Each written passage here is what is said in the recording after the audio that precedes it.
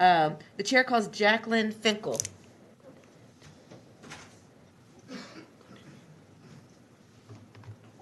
Thank you, Chairwoman and committee members. My name is Jax Finkel, and I am representing myself as well as the Texas chapter of the National Organization for the Reform of Marijuana Laws and Foundation for an Informed Texas. You guys have a lot of great bills in front of you today, so I'm going to try to be real brief on my end. In general, we support them all, but we think that Representative Thompson's is a really wonderful bill, and one of the important reasons why we support her bill is that it addresses not only the overly harsh penalties for possession of flour, but also for possession of concentrates, which is a first-degree state jail felony, as she mentioned. So our organization does support this. I have already emailed and been in contact with all of y'all, and we did drop off some resource binders to all of your offices today with some infographics and some testimonials. So I'll be here all day. If you have any questions for me, I will keep it short. Thank you very much. Very good. Thank you so much for your testimony. Members, any questions? Fine. The chair calls Jacqueline Finkel.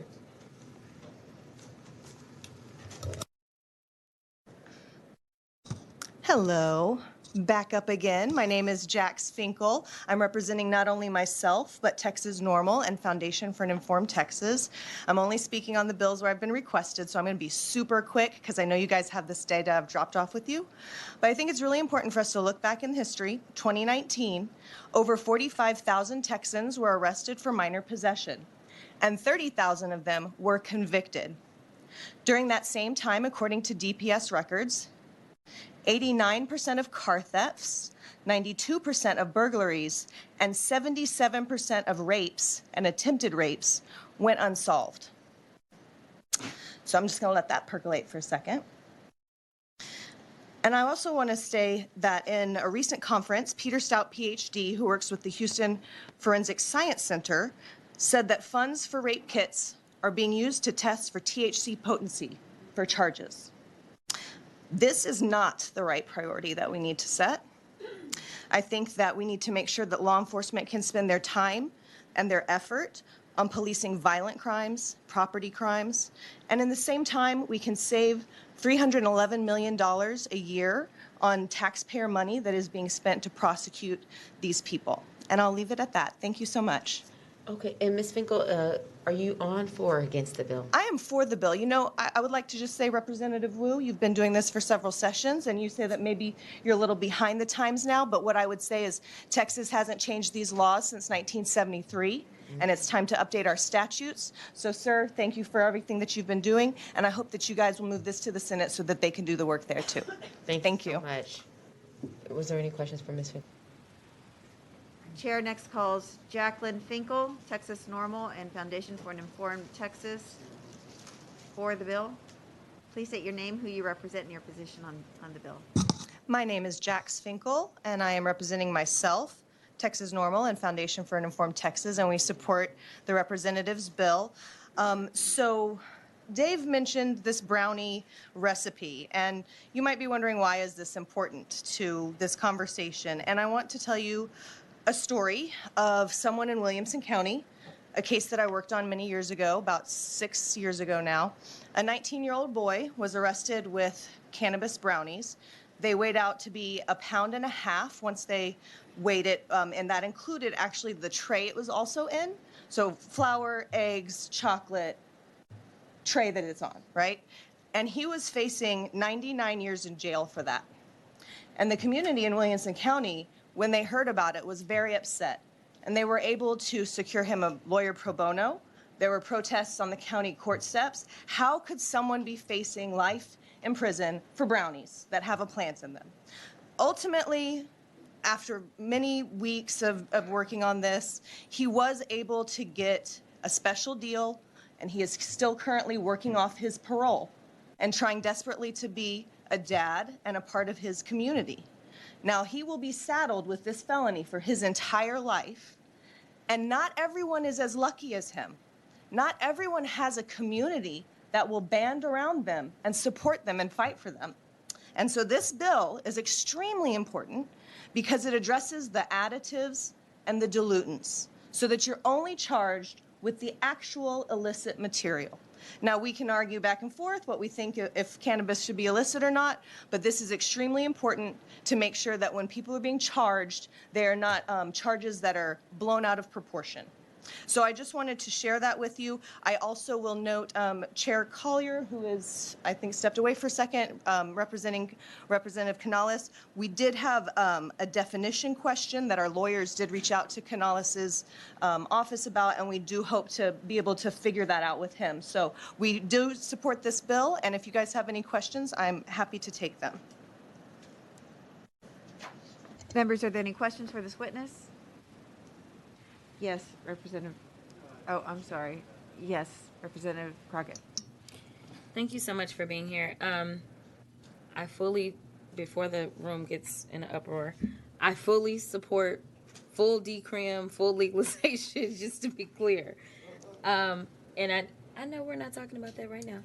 So as we're dealing with this bill, though, I was curious as to what, I'm guessing you work with NORML overall, which you guys are everywhere. This kind of confused me, only because when I think of, and I love the brownie recipe, just to be clear. When I think of baking something in, right?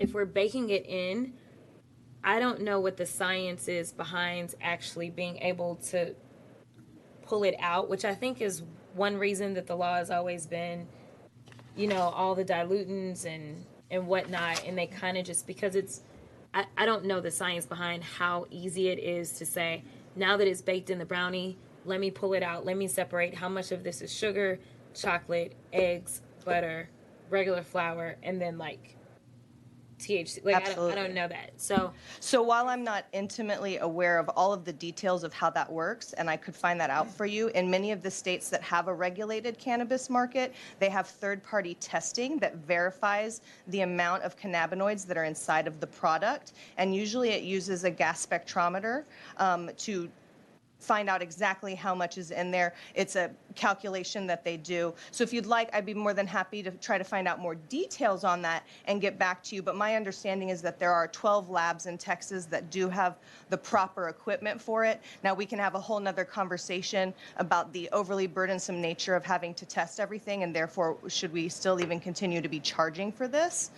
But to answer your question, there is a way to determine that. Okay, so that was honestly my only concern on this one, was if we could effectuate it. So thank you so much. Thank you. Members, any other questions for this witness? Thank you for your.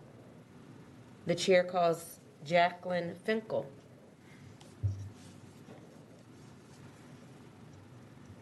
Thank you, Chairwoman and committee members. I will be super quick and I will talk super fast. So my name is Jax Finkel. I support this bill. I'm speaking on behalf of Texas NORML and Foundation for an Informed Texas. I did want to note that I have been advocating in this space since 2005, and to my calculations during that time, well over 1 million Texans have been charged or arrested for marijuana possession, and that's unconscionable. It should no longer happen. And to answer Representative Crockett's question that she had earlier regarding costs, I did want to lay out that $14 million a year is spent in police labor, $144 million a year in jailing, $52 million a year in DAs, $48 million a year in defense from indigent defense, $20 million a year in crime labs, and that was previous to the hemp bill going into effect, and then $32 million in court costs, plus the costs to the offender. So I will leave it at that. Thank you very much.